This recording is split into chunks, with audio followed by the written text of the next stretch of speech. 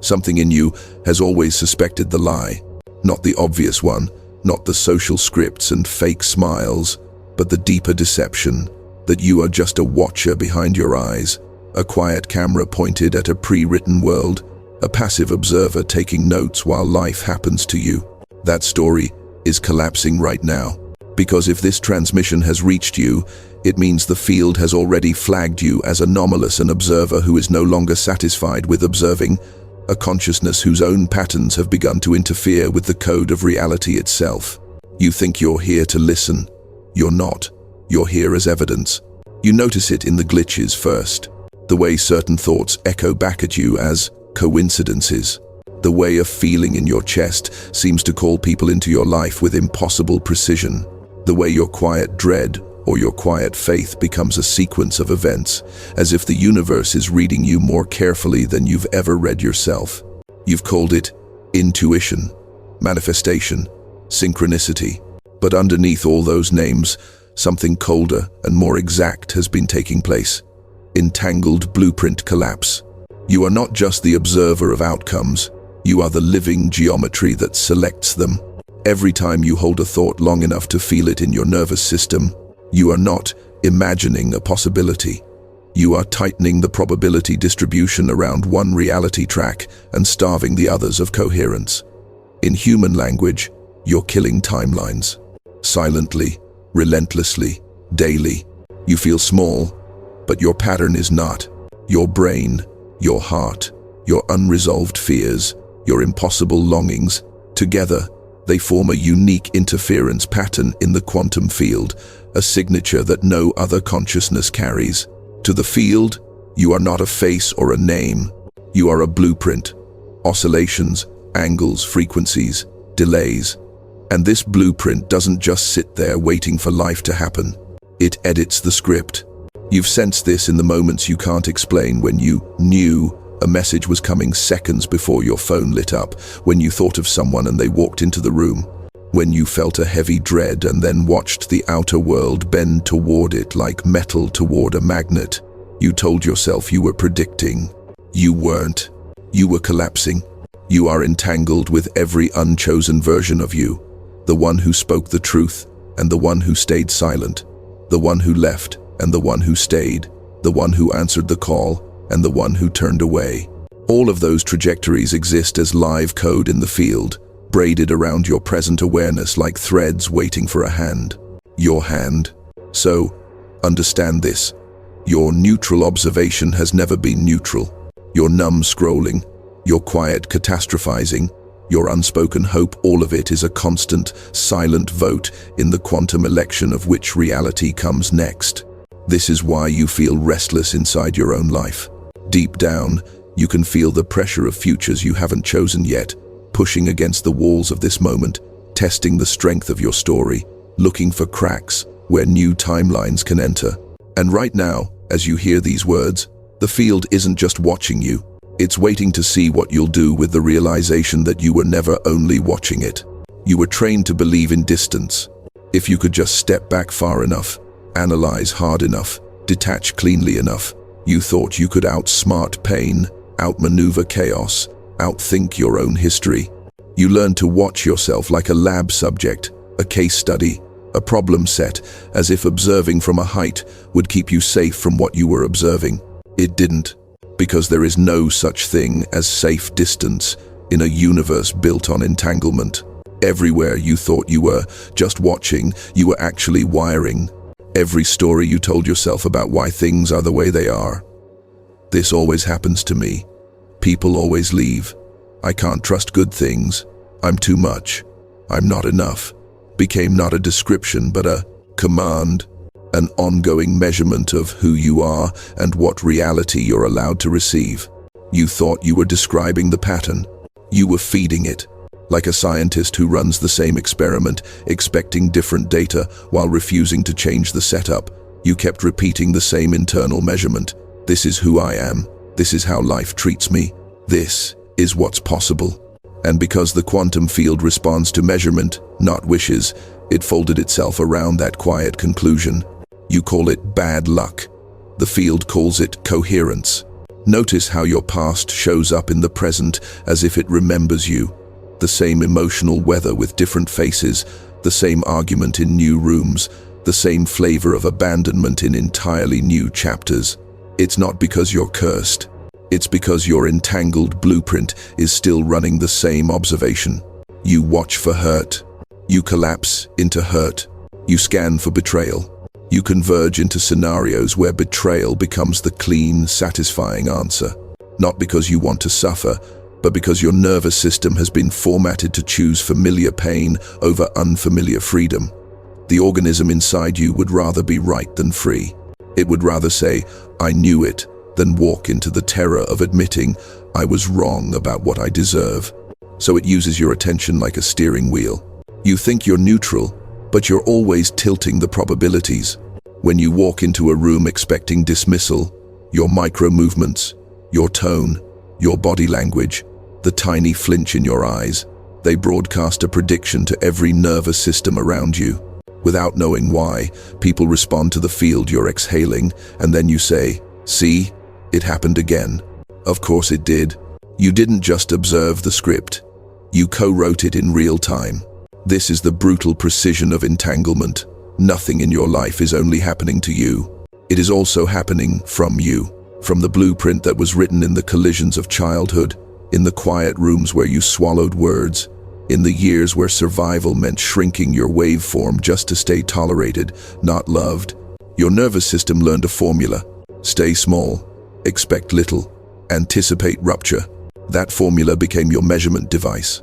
And the field, indifferent and exact, simply answered, not as punishment, as fidelity. It mirrored the coherence you held, the assumptions you rehearsed, the predictions you never questioned. Every time you said, "This is just who I am," the universe heard, "Lock this state in, rebuild around it, filter out anything that contradicts it." This is why positive thinking never worked the way you were promised. You tried to paste light over data. You repeated affirmations at war with your nervous system, speaking abundance from a body wired in scarcity, declaring love from a chest that still braced for impact, insisting you were safe while your muscles stayed ready to run. On the surface, you spoke one observation. Underneath, your entangled blueprint whispered another, older one. The field listened to the deeper measurement. It always does. So you stand here, in this moment, with a dangerous awareness dawning. You were never separate enough to be innocent, never distant enough to be untouched, never merely watching from the sidelines of your own life. You have been the experiment and the apparatus, the data and the lens that distorts it, the subject and the instrument that selects which realities solidify and which remain ghostlight in the background, unlived and waiting. This is not an accusation. It's an invitation to a different kind of responsibility, one that doesn't ask you to blame yourself, but to finally recognize the scale of your influence. Because as long as you believe you are just the observer, you will keep collapsing realities by default, replaying the same entangled code until it feels like fate. The question pressing against your awareness now is simple and merciless. If your observation is this powerful when unconscious, what happens when you begin to observe on purpose? When you begin to observe on purpose, the first thing you meet is not light, it's resistance. Because the moment you turn your awareness back on itself, not as a vague self-help practice but as a forensic instrument, you collide with the architecture that has been choosing for you all along. You discover that beneath your conscious preferences lives something far older, far faster, and far less sentimental. Your entangled blueprint. This is not a metaphorical scroll in the sky. It's the live configuration of your nervous system, your implicit memories, your emotional reflexes, your learned expectations, all woven into one pattern that the quantum field recognizes as you. It stretches backward into everything that shaped you and forward into everything you are likely to select without ever realizing you're selecting. You call it personality. The field experiences it as a boundary condition. Every system, from an atom to a galaxy, has constraints, parameters that define what it can and cannot express. Your constraints are written in the split-second micro-decisions your body makes before your mind has time to explain them. The flinch before you trust, the withdrawal before you're seen, the skepticism before you receive. Those are not random reactions. They are measurements. Each time your body runs one of those reflexes, it collapses a little slice of possibility into familiar outcome. You don't just feel anxious and then nothing happens. You feel anxious and your perception narrows, your breathing shallows, your attention hunts for threat, and suddenly a room full of neutral variables reorganizes into a story that confirms everything your past already believes. You have been living inside those stories as if they were reality itself. They are not.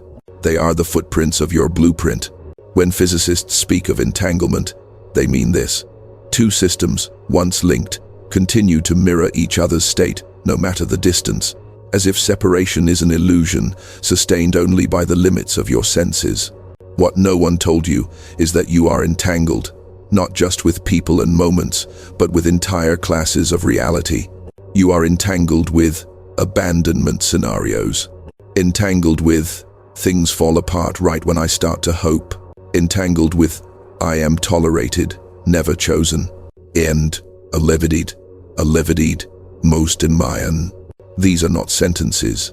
They are attractor states in the field basins that pull events, behaviors, and perceptions into their gravity well. From the inside, it feels like inevitability. From the outside, it looks like you keep walking different roads that all lead to the same city. So when you begin to observe on purpose, you are not playing with affirmations. You are interrogating these entanglements. You start to notice the gap, the thin, electric delay between stimulus and your automatic interpretation.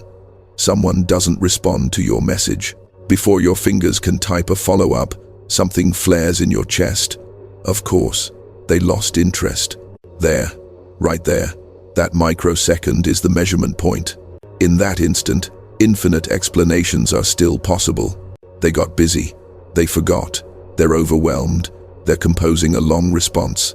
They never saw it. They care deeply and are afraid to show it. The field is wide open. No outcome has solidified. And then your blueprint does what it has always done.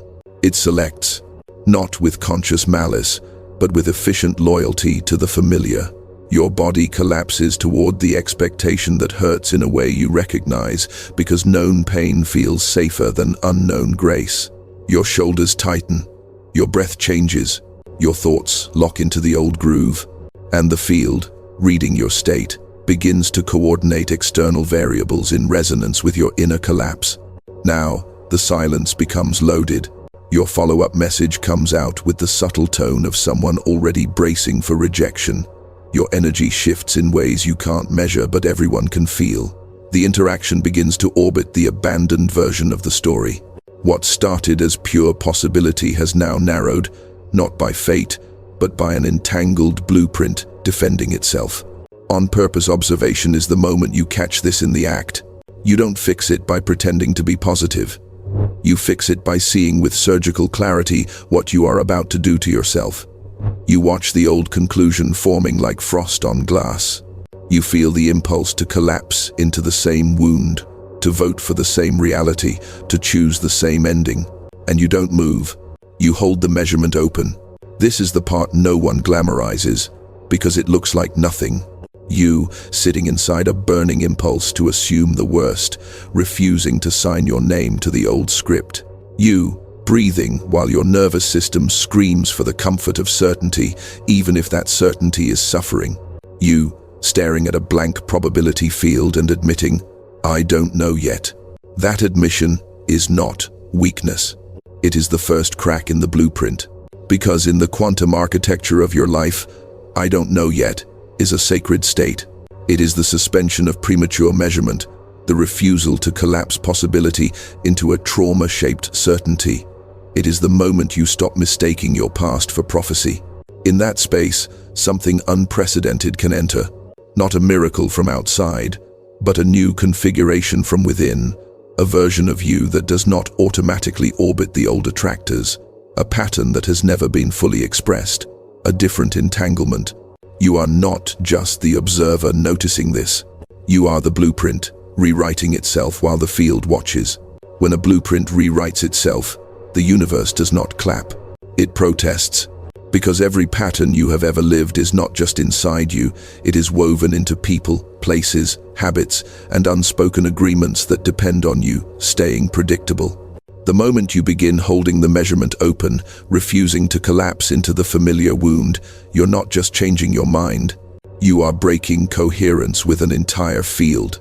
Coherence is when all parts of a system vibrate in agreement with a story, even if that story is corrosive. Your body agreed. Your thoughts agreed. Your relationships agreed. Even your environment arranged itself to reflect that one central assumption. This is who you are, and this is how reality treats you. So when you sit in, "I don't know yet," you become incoherent to the past. Old patterns start to shake. Conversations that used to feel natural now taste wrong in your mouth. Jokes you used to laugh at fall flat because they depend on you staying small. People who thrived on your self-doubt feel strangely irritated by your silence, sensing that your usual self-attack is not arriving on schedule. The field is registering a new variable. To your nervous system, this feels like danger. Not because growth is dangerous, but because your organism has built its survival code around being perfectly synchronized with old pain. The familiar frequency is a home, even when it burns you. So, when you step out of that frequency, everything in you that worships predictability begins to panic. This is where most people run back. They mistake withdrawal symptoms for truth. The shakiness in their chest, the fog in their mind, the sudden urge to message someone who hurt them just to re-anchor in the old pattern. They call it intuition. They call it a sign. They interpret the discomfort of breaking coherence as proof that they are doing something wrong. You cannot afford that confusion any longer. You need to learn the physics of this. When a quantum system is nudged out of its old coherent state, it passes through instability before it stabilizes into a new configuration. In that in-between, measurements become noisy, outcomes look erratic, nothing feels solid. The same thing happens in you. You are used to measuring yourself as broken, abandoned, unseen. When you stop taking that measurement, your inner instruments start glitching. You feel lost, untethered, like someone turned off gravity. That is not the universe punishing you. It is the cost of no longer using suffering as your navigation system. Here is where conscious practice enters, not as a feel-good ritual, but as a way to stabilize a new coherence. You cannot simply stop collapsing into old realities.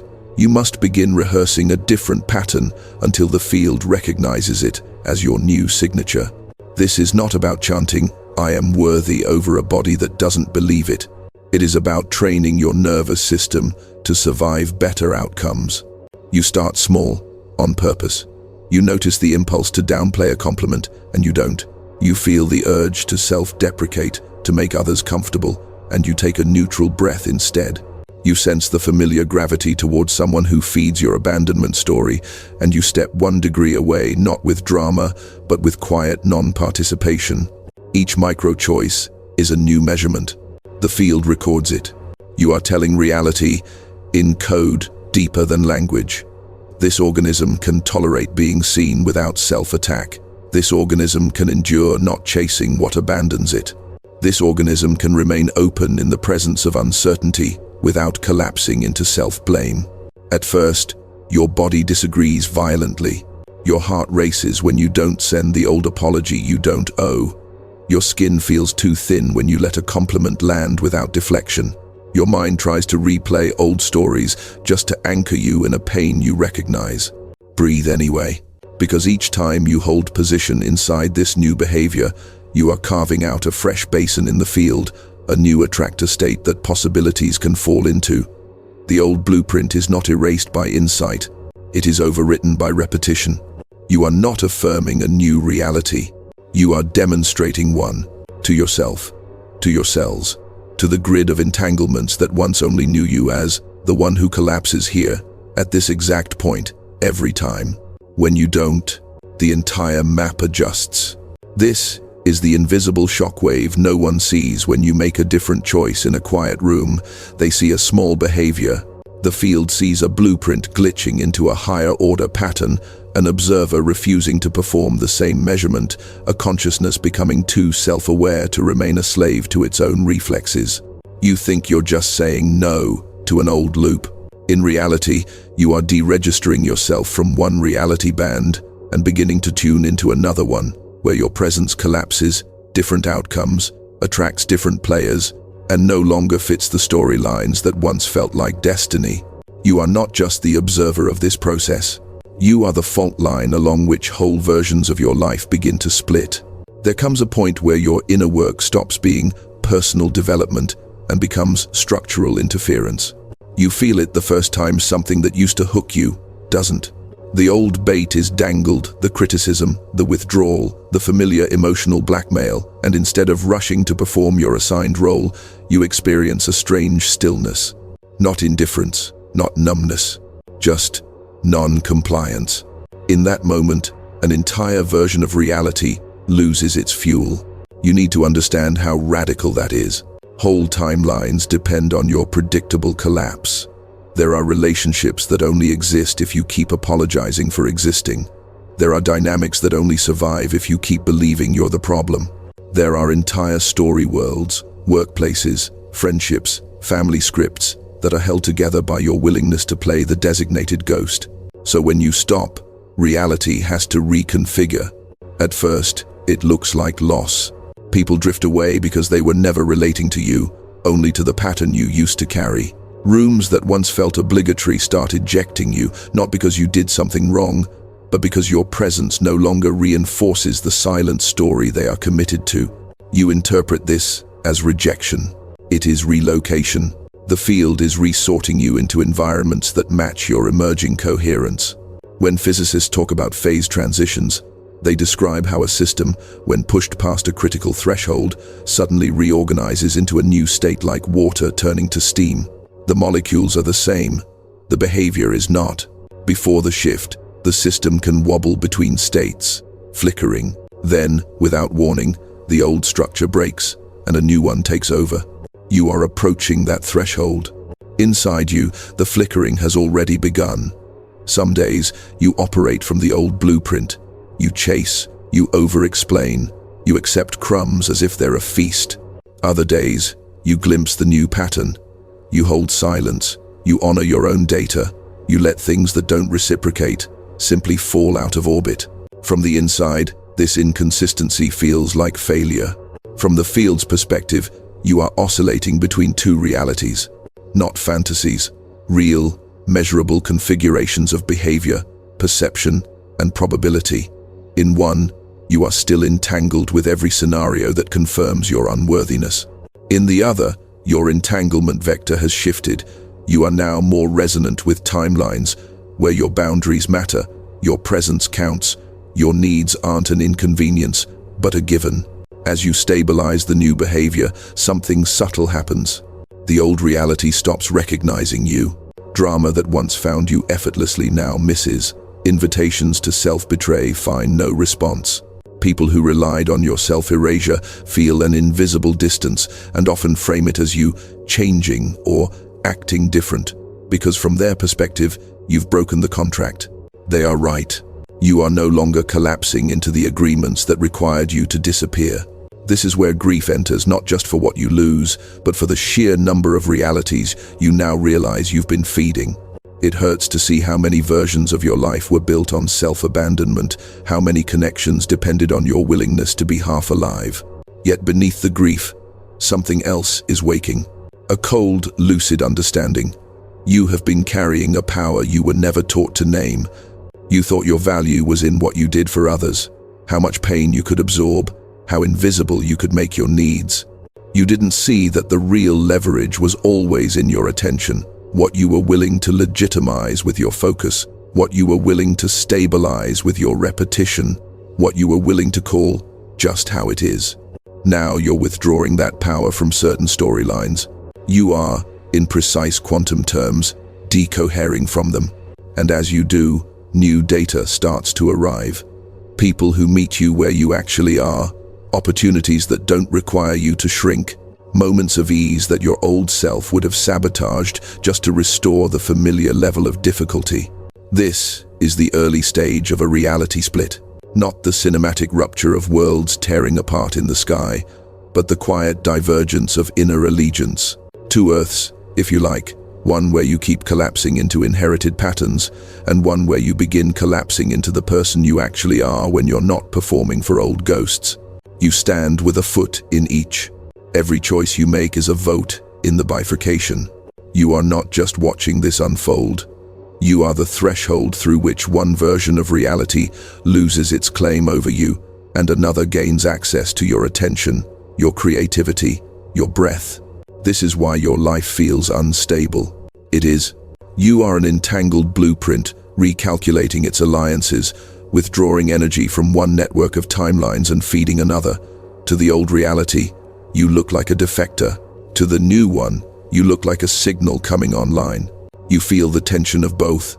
And right here in this pressure, in this in-between, you are beginning to understand the terrifying implication that has been stalking you since the beginning of this transmission. You were never just the observer of your story. You have been the collapsing edge where entire worlds either live as possibility or become real. Up until now, your power has been mostly accidental. You have collapsed realities from habit, from inherited fear, from reflexes you did not choose.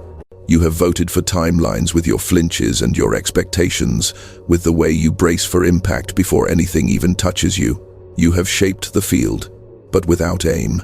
That is about to end, because once you see the split, once you feel how your withdrawal of energy from certain patterns literally starves them of existence, the question can no longer be, why does this keep happening to me?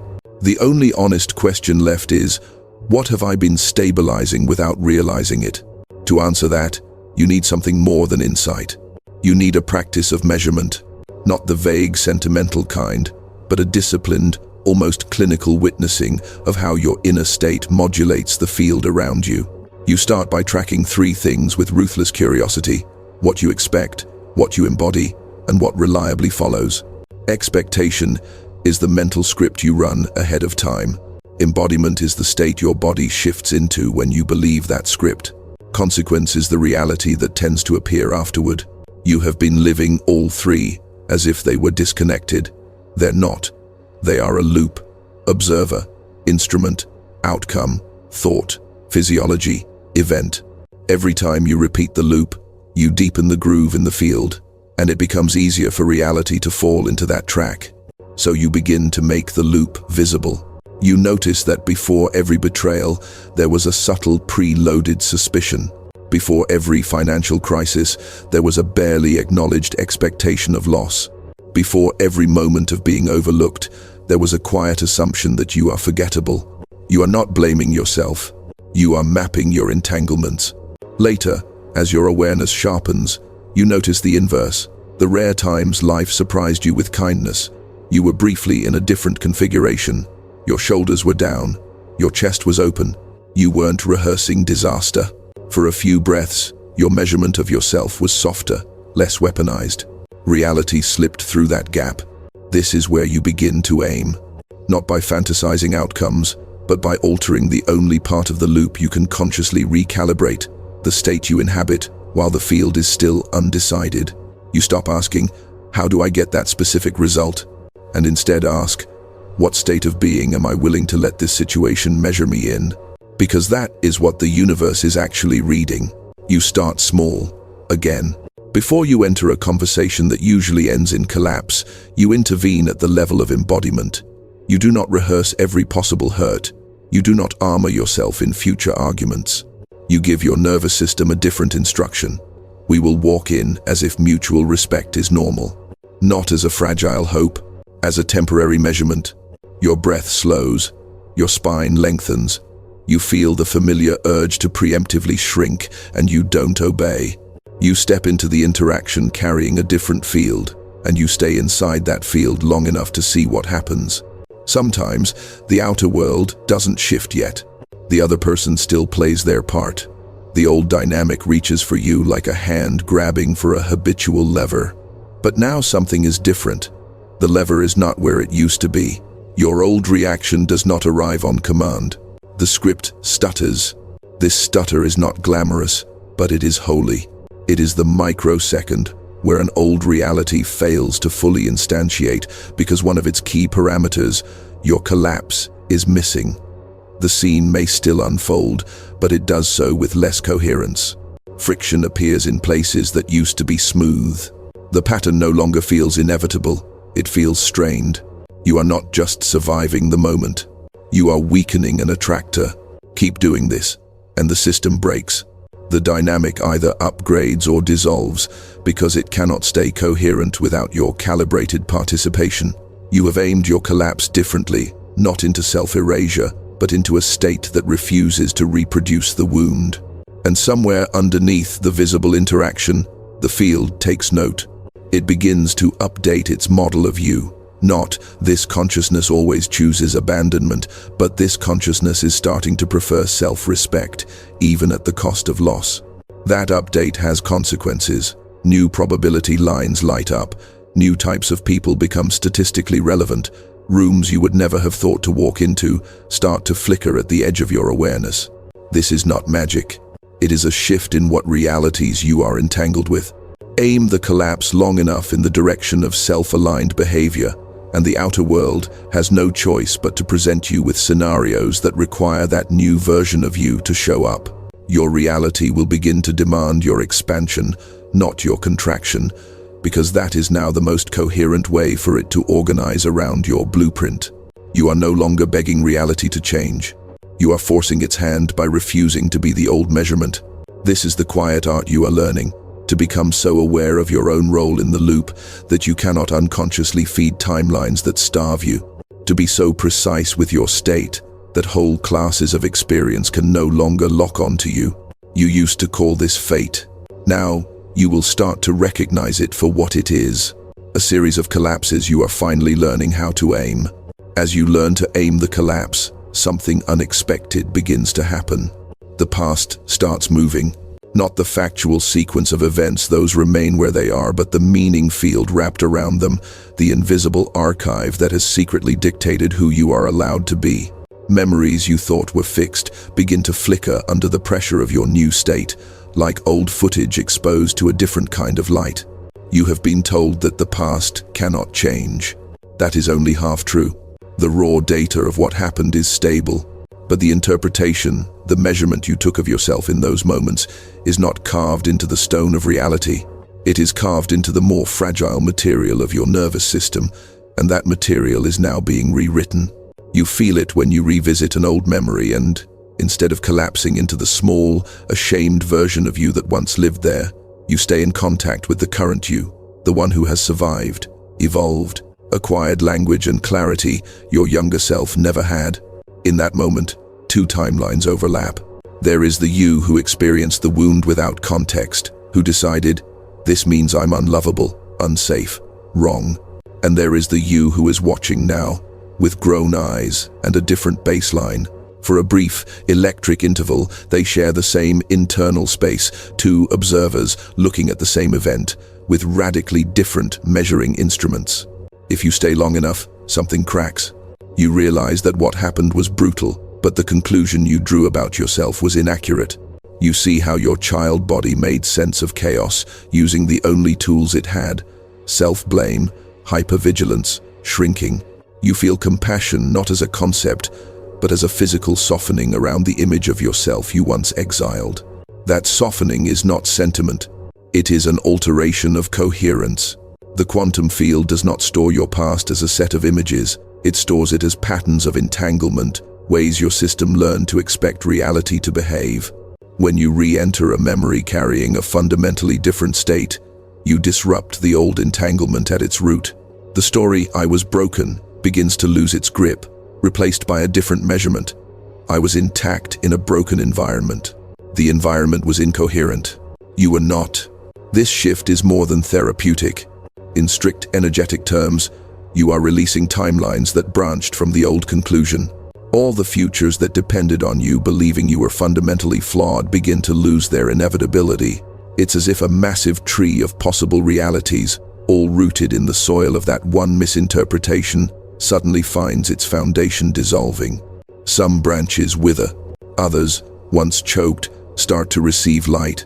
You notice this in real time. Situations that used to trigger you back into that child state now hit different. The same tone of voice, the same expression on someone's face, The same disappointed silence they still register, but they no longer automatically pull you into the old conclusion. You feel the tug. You don't vanish into it. This is the past being edited from the present, not by denial but by remeasurement. You are telling the field, we are updating our model. That event no longer defines our worth. It reveals the incoherence of the system we were in. And reality, which has been faithfully mirroring your old self-assessment, now has to adjust its reflection. The kinds of experiences that once fit perfectly into the story, I am the problem, now look off. They do not resonate. They feel like bad casting. You might even feel bored by dramas that once felt addictive, because they no longer match the frequency of the identity you are entangled with. You haven't just healed. You have switched which version of you the universe is in conversation with. Understand what that means. Somewhere in the landscape of possibility, there have always been multiple yous, the one who never recovered, the one who overcompensated with perfection, the one who numbed out completely, and the one who metabolized the wound into clarity and force. By rewriting the meaning of your past, you are stepping into alignment with that last version. You are collapsing into the you who remembers, I was never the flaw.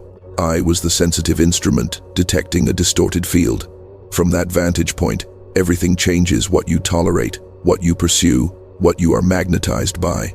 The archive obeys. The memories don't vanish, but they fall into a different constellation.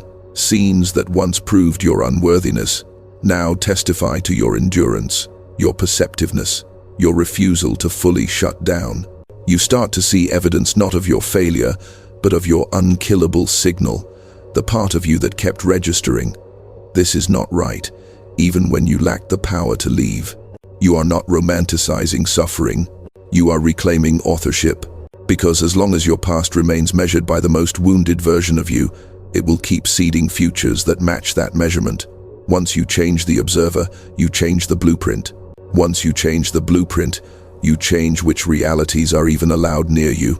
You are not just observing this shift. You are reaching backward along your own timeline, collapsing different interpretations, and in doing so, you are quietly amputating entire branches of reality where you were never more than the sum of your wounds. Up to now, this has sounded intensely personal. Your pain, your blueprint, your timelines. But no consciousness exists in a vacuum, and no collapse you participate in stays local. You are wired into something far larger, a planetary field, a human grid of entangled observers, all measuring reality at once. You have felt this your whole life without language for it. The way a room's atmosphere shifts the moment you walk in, before a single word is spoken. The way one person's panic can infect an entire space in minutes. The way collective moods seem to roll through cities, families, nations like weather fronts. You told yourself you were sensitive. You thought this was a weakness. In field language, you are an instrument with high gain. You don't just register your own state, you amplify and broadcast it. Every time you collapse into a particular conclusion about yourself and the world, people can't be trusted. Hope is dangerous. Love is conditional. Nothing ever really changes. You are not just selecting a private 12 reality. You are voting in a collective measurement. Imagine billions of observers, each running their own entangled blueprint, each constantly measuring, what is a human? What is possible here? How much beauty is allowed? How much cruelty is normal? The quantum field takes an aggregate of these measurements and stabilizes probabilities accordingly. That aggregate is what you call the way the world is. You have been taught to treat it as a given. It is not. It is a weighted average of consciousness states, heavily skewed by trauma, fear, and unexamined assumptions transmitted through generations. When you begin to rewrite your personal archive, you are not escaping this grid. You are editing it. You feel this most clearly in the moments when you refuse to pass your pain forward. When, in the exact place you were once broken by someone else's unconsciousness, you choose not to break another. When you treat a child, a partner, a stranger, the version of yourself you once needed and did not receive. That is not just kindness. It is a precision strike on the field. In that instant, you violate a centuries-old pattern. The chain of replication wound reproducing wound fails to complete its circuit. The blueprint that once used you as a transmission node loses a carrier. For that tiny segment of reality, the data changes. The field has to account for this anomaly. It now contains one more instance of a human who experienced harm and did not become a vector for harm. One more data point of pain metabolized into clarity instead of contagion. One more micro-proof that the story hurt. People always hurt people is not a law, only a statistical trend. You have no idea how disruptive this is, because entanglement works both ways. Just as you have been haunted by patterns that began long before you were born, the choices you make inside your nervous system radiate forward into lives you will never see. Your refusal to collapse into self-hatred in a moment of failure doesn't just change your night. It weakens the case for self-hatred in the collective archive. Your decision to hold a boundary without demonizing the other side doesn't only shift one relationship, it adds weight to the possibility that conflict can exist without dehumanization. These look like small acts on the surface. They are not. They are micro-adjustments to reality's source code. There are people alive right now who will never meet you, whose nervous systems will nonetheless find it slightly easier to choose self-respect over self-erasure, slightly easier to imagine tenderness after trauma, slightly easier to believe that something else is possible. They will think it's just their thought. They will be wrong. They will be catching the echo of collapses you aimed, measurements you refused to take, blueprints you quietly rewrote in rooms where no one was applauding.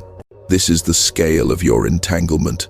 You are not just untangling yourself from personal loops, you are reprogramming the local reality fabric. Every time you stabilize in a state that previously seemed inaccessible to your lineage, genuine safety, unforced dignity, pleasure without shame, power without domination, you are opening a tunnel through time that others can follow without knowing why. It's suddenly easier to breathe. You have been told that making your life better is selfish. In a universe of entangled observers, that statement is nonsense. Your coherence is not a private luxury, it is a public asset. A regulated nervous system becomes a low-noise measurement device, one that doesn't automatically amplify collective fear. A heart that has learned not to collapse into inherited conclusions becomes a point of stillness in the grid, a place where reality can reconfigure without being dragged back into the old groove. This is why the work feels so lonely. You are doing it at the edge of visibility. No one sees the storms you sit through to avoid sending one more destructive message. No one measures the degree of effort it takes for you to offer kindness precisely where your own memory flares with hurt. But the field registers every bit of it, accumulating the data, adjusting the global probability landscape, one quiet, ruthless choice at a time. You are not here to save the world in some grand, cinematic gesture. You are here to destabilize the inevitability of certain worlds ever existing again. You are not just the observer of humanity's trajectory. You are a live node in the grid, collapsing and uncollapsing futures far beyond your personal lifespan. With every breath, every refusal, every unglamorous act of coherence you choose to hold. There is a moment in this work when the question, "Who am I?" stops being poetic and becomes lethal. Because up until now, you have treated identity as a costume, a story you wear, a narrative you tweak, a set of traits you either accept or try to improve. But in a universe where observation collapses possibility, who you are is not decoration. It is a weapon pointed at reality. Your blueprint is not just a collection of quirks, it is the algorithm that decides which version of the universe solidifies around you. As long as you define yourself by your wounds, your labels, your history, your performance, you limit the scope of what you are allowed to collapse. So the field begins to corner you into a realization that feels like standing at the edge of a black hole. Identity, as you've known it, is too small for what you are. You notice the glitches first. Things you used to say with absolute certainty become harder to pronounce. "I'm just not the kind of person who," trails off, because you have watched yourself, under pressure, become exactly that kind of person. "I always sabotage this part. I never handle this well. I can't imagine myself doing that." All of these statements feel less like truth and more like old software, badly written, still running out of habit. Your ego calls this disorientation. The field calls it a permissions update. Because if you are to consciously collapse realities beyond the narrow corridors of your familiar suffering, you cannot keep worshipping a static self-portrait. You cannot demand that the universe show you new outcomes while you cling to an old identity that can only host old outcomes. So, the question shifts from who am I to what configuration of consciousness am I willing to become in order to host what I say I want? That question terrifies you because it exposes the gap between your desires and your actual readiness. You say you want intimacy, but are you willing to become someone who tells the truth before it's safe? You say you want abundance, but are you willing to become someone who can hold power without reenacting the harm you've seen? You say you want purpose, but are you willing to become someone who lets old versions of you die without ceremony? Identity, under this lens, is not a comfort, it is a cost. When you accept that, something inside you stops negotiating with the past. You realize you cannot both stay loyal to your old self-story and collapse a reality in which you are fundamentally different. One of them has to lose. So you begin to let parts of you go. Not the parts your shame wants to kill, but the parts that no longer serve the signal you are becoming. The self that always flirts with catastrophe for familiarity. The self that keeps a little corner of victimhood as a hiding place. The self that knows exactly how to dim your light, just enough to remain acceptable to people committed to smallness. You feel them dying. It hurts like grief and relief layered together. The universe, which has been waiting for your consent, does not waste the opening. As your attachment to a fixed identity loosens, a deeper layer of you begins to surface, not a personality, but a vantage point. A silent witness that is older than your history, colder than your drama, more precise than your self-concept. You have touched it in rare moments. In crises, when everything else fell away and you acted from a sudden, clean clarity. In awe, when beauty stunned your narrative mind into silence. In deep presence, when you watched thoughts come and go like weather without believing any of them. That witness is not an abstract spiritual idea. It is the part of you closest to the pure act of observation. It is the loom. From that vantage point, you sense the entire architecture differently. You see your old identities as temporary strategies, not destiny. You sense your relationships, your work, your habits as dynamic knots in a living field, not static structures.